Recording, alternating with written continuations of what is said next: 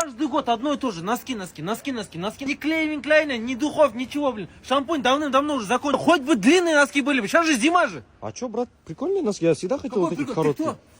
кто? Я твой друг. Понятно, что ты мой друг. Ты же мужик? Да. Я тоже мужик. И нужно отвечать так, как дали нам привет.